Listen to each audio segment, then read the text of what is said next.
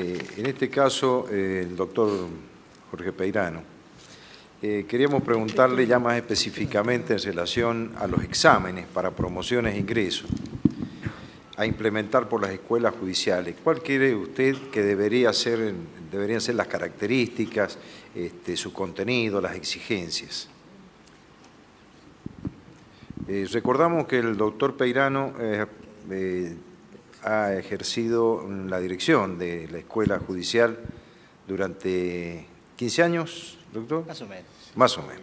Así que es un experto en esta materia. Buen día, amigos de la mesa, jueces y funcionarios judiciales, funcionarios y jueces de mi país. Antes de entrar en materia, la pregunta que me hicieran, quisiera hacer un pequeño exordio que va a ser corto, por supuesto, ¿no? Trataré de hacer honor a lo que aconsejaba Hemingway, hablar corto y preciso, como boxeando las palabras. No hay duda que estamos en un proceso de cambio, ¿no? Decía Berzón que existir es cambiar, y si no cambiamos nosotros, no tendremos título para seguir siendo servidores del Poder Judicial. Indudablemente el proceso de despapelización, como dicen los brasileros, es imparable. La ida hacia el expediente digital es deseable y también imparable. Pero todo eso, creo yo, que no nos debe hacer olvidar otras cosas. En los últimos tiempos yo solamente visualizo críticas al Poder Judicial, que todo está mal, y sobre todo, y lo más opinable, es que se nos achaca exclusivamente la culpa del estado de cosas. El estado de cosas, hablo solamente de la Argentina, que es lo único que nos compete hablar en este tema ante ustedes, tiene muchos culpables, entre los cuales seguramente que también estamos jueces y funcionarios, funcionarios y jueces, pero tiene otros culpables. Tiene por culpable al legislador, con códigos atrasados, tiene por culpable al Poder Ejecutivo, que no nos provee de recursos. En alguna medida también es culpable el periodismo, con a veces críticas carentes de todo sustento, y la lista podría seguir. Pero si me atrevo a hacer este pequeño exordio es porque es preocupante notar en nosotros mismos, decía Santa Teresa que escribió en el siglo XVI, Santa Teresa de Jesús, decía: no nos entendemos a nosotros mismos y nos alejamos infinitamente de lo que deseamos. Eso es lo que nos está pasando. Tanto se nos ha criticado, tanto nos hemos autocriticado que estamos perdiendo el orgullo de ser jueces, de ser integrantes del Poder Judicial. Y eso es lo grave, porque al fin y al cabo el orgullo de la toga, metafórica por supuesto, es a veces la única arma que tenemos y que nos sirve para sobrellevar sueldos a veces magros, críticas injustas, malas situaciones de trabajo. Por eso es que, y antes de responderte, me parece que hay que volver a levantar el estandarte del orgullo de ser integrantes, no de la Administración de Justicia, sino del Poder Judicial. Me decías, ya vamos al tema técnico, el tema de los exámenes de las escuelas. En realidad hay dos tipos de escuelas judiciales: la Escuela Judicial Universitaria, de la cual yo fui director de una, y las escuelas judiciales institucionales, organizados al modo español. De todas maneras, en ambas lo deseable es que la escuela judicial sea una escuela judicial con un programa no mínimo a 2 años, mínimamente de 2 años, con una multiplicidad de conocimientos interconectados, de los cuales vamos a hablar después, y no un agrupamiento de cursos aislados, sin ninguna conexión y sin ninguna evaluación posterior. El tema en realidad es más amplio. La escuela judicial es una escuela preparatoria muchas veces, o casi siempre, para el ingreso al Poder Judicial. Eso es una cosa que se debe tener en cuenta. Y en realidad la pregunta obedece a un tema crucial, yo pienso, en la Argentina, cuando el que ha cursado una escuela judicial o no ha cursado una escuela judicial y se presenta para ingresar al Poder Judicial o para promocionarse en el Poder Judicial, ¿qué tipo de examen a qué tipo de examen se debe someter, que creo yo que es el mismo tipo de examen que debe recibir, que debe organizar la Escuela Judicial Preparatoria. ¿En qué consiste? Recrear lo más posible el momento, la situación en la cual el juez dicta una sentencia. Yo no voy a hacer la crítica concreta, veo muchos consejos de la magistratura que instrumentan exámenes que son acertijos jurídicos, lo cual es ridículo. No valoran prueba, absolutamente, y el juez valora prueba en todos sus estamentos civiles, penales, laborales. Sin embargo, se toman exámenes de ingreso o promoción judicial consistentes en acertijos jurídicos, donde no se revela la mano maestra del juez, que es la valoración de la prueba. Ni hablar de los puntajes que se instrumentan para el ingreso en ciertos consejos de la magistratura. Esto es un tema, yo diría, más político que judicial, ¿no? A veces, la verdad sea dicha, que el oficio de juez es un oficio muy distinto al oficio del abogado. Muy distinto, totalmente distinto, creo yo. Entonces, como es distinto y se presentan exámenes, lo cual me parece muy bien, porque el aporte de abogados de la profesión le da oxígeno al sistema judicial.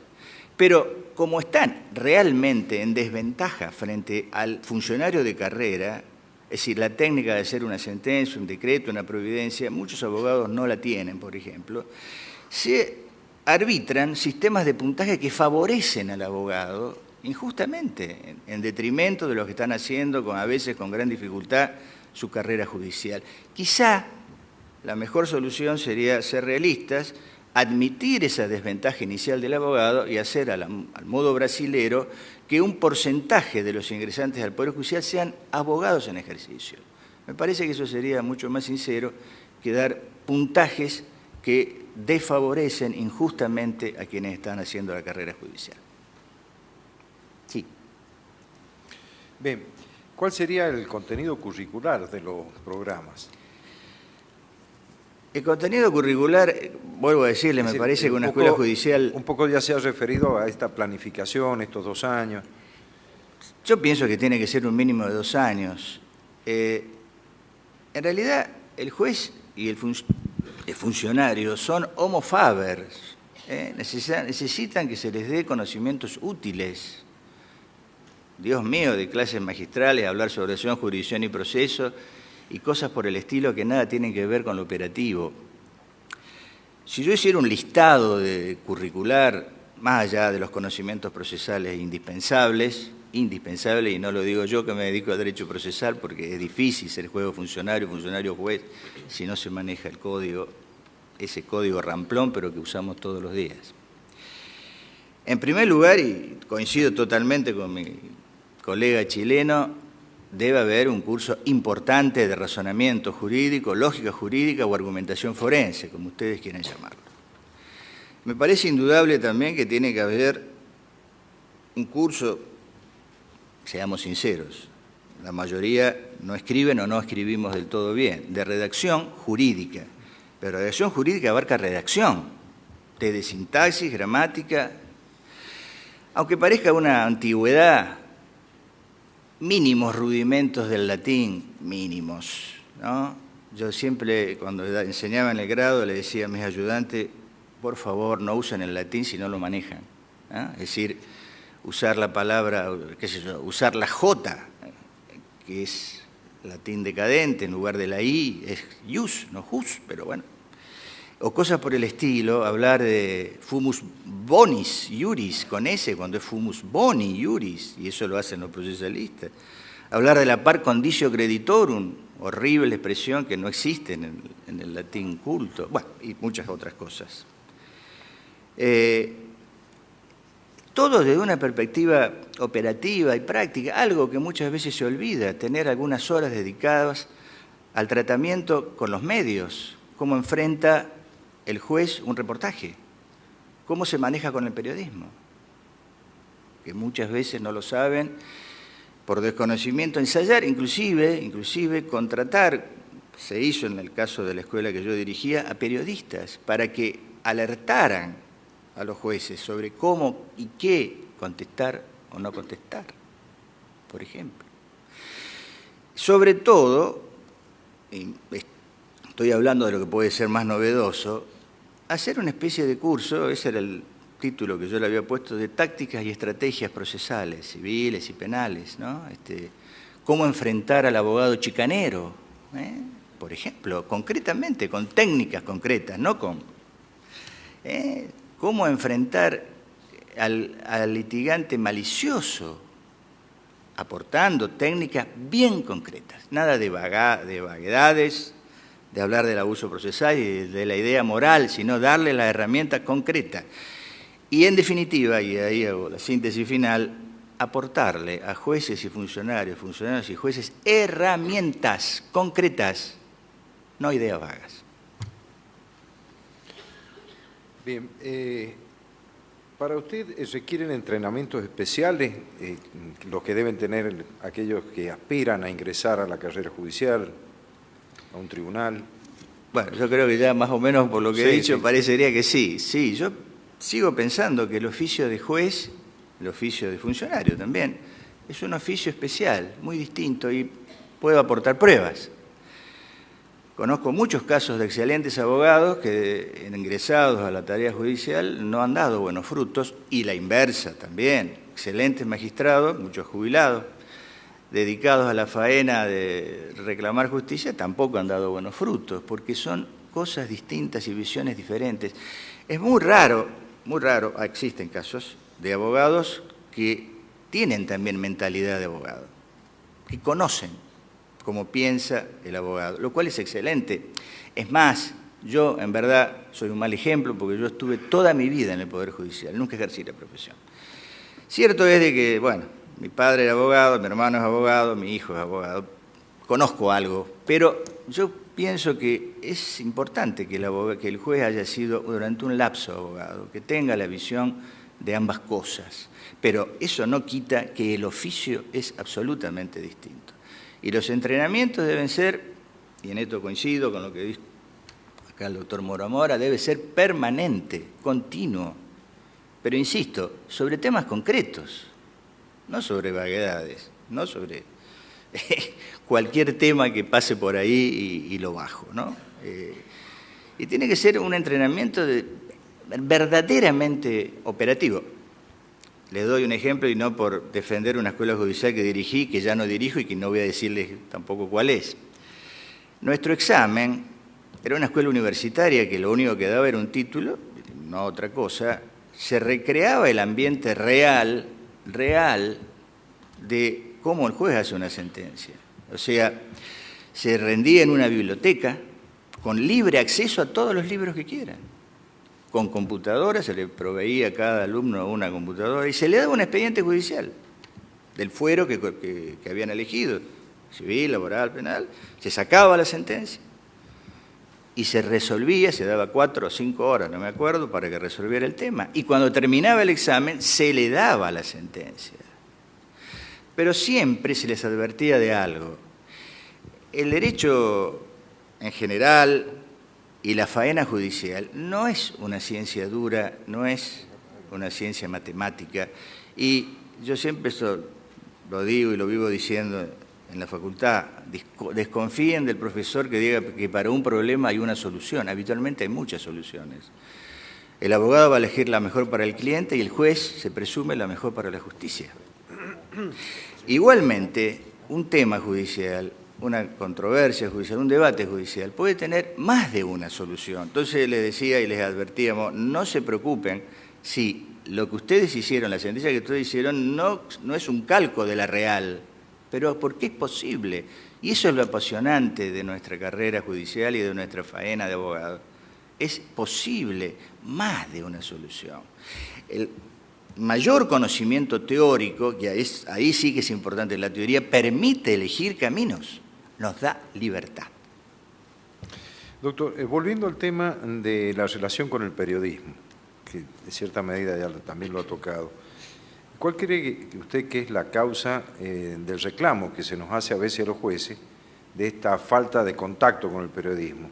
¿Es desconocimiento en la forma de tratar? ¿Temor? Bueno, en primer lugar, también yo acepto las críticas que existen y fundadas respecto del Poder Judicial, como prefiero llamar yo. Los jueces, en general el Poder Judicial, y en eso coincido con lo que dijo el doctor recién hace un rato, Mora Mora, tenemos una visión feudal. Es la verdad. El juez, el monarca, con una corte presidida por el secretario, después hay auxiliares menores, hasta en nuestro lenguaje de todos los días, me invadió jurisdicción, por ejemplo, un término casi militar, me invadió jurisdicción.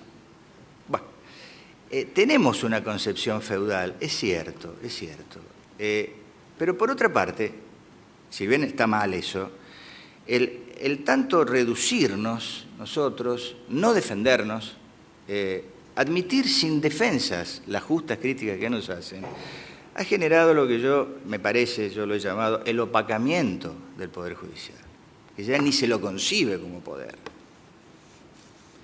Esto tiene que ver con las relaciones con el periodismo, donde el juez está siempre a la defensiva, temeroso, pero está temeroso porque no sabe manejarse, es un nuevo espacio, no sabe manejarse con el periodismo, no maneja técnicas, no sabe qué responder o no responder. Más aún, esa estructura feudal hace que muchas veces diga, el juez solo habla por su sentencia, y el periodismo justamente nos pegan en la nuca. Eso no puede ser eso era del siglo XIV. El juez no puede decir, me niego, qué declaración, porque el juez habla por su sentencia. También está muy mal otra categoría, por darle algún nombre, moderna de jueces, que es el juez mediático o el juez vedette que sale cada 2 por 3 haciendo declaraciones de todo tipo, a veces no solamente de su juicio, sino de la vida. Ese juez vedette es pernicioso, le quita seriedad a nuestra figura, a nuestra institución, pero también le quita seriedad, figura, ilustre, el otro, el que se escuda en la visión feudal, si nosotros solamente nos pronunciamos con las sentencias. Me abstengo de cualquier otro tipo de declaración. El periodismo, que es realmente el cuarto poder, que yo creo que pronto va a ser el primero en cualquier momento, se ofende, se molesta y lo ataca más y nos ataca más. Entonces, pienso que hay que saber responder en la medida justa, adecuada, y eso solamente nos puede, de alguna manera, y esto dicho en broma, nos lo puede aportar el enemigo, entre comillas, que es el propio periodismo. Que nosotros conseguimos que 2 o 3 periodistas de importancia hicieran una especie de catálogo de consejos sobre qué hacer o no hacer en un reportaje judicial. Y no es lo mismo un reportaje televisivo que gráfico, radial. Son realidades distintas, absolutamente distintas. 2 palabras y engancho con lo que dijo el doctor Mora Mora y termino. No hay más preguntas, ¿no? No, doctor. Así como estoy convencido que vamos a abandonar esta concepción feudal, que pronto vamos a empezar a ver unidades de gestión, donde la tramitación se haga en una sola unidad y que prácticamente el juez dicte la sentencia, nada más, sería lo deseable, y que en algunos lugares existe, inclusive en mi provincia, en materia penal, en la Cámara de Apelaciones. También es cierto, también estoy convencido, que vamos a abandonar la idea de que todo lo que hoy en día, en la Argentina, está en manos del Poder Judicial, va a seguir en manos, porque es imposible seguir con algunos temas en materia judicial en manos del Poder Judicial, ¿no? Desde los trámites de jurisdicción voluntaria, muchísimas cuestiones se van a tener que privatizar, lo que se llama outsourcing en materia de marketing empresarial o tercerización de la justicia o del sistema judicial, hablando en criollo, ¿no? Y hay ya síntomas. Si ustedes piensan, por ejemplo, en materia concursal, se ha creado, y con buen éxito, el artículo 32 de la Ley de Quiebras o de Concurso ha creado la verificación de créditos tempestiva que se hace de manera privada ante el síndico, por ejemplo. Y funciona muy bien. Se le paga un arancel al síndico, como ustedes saben, de sobra.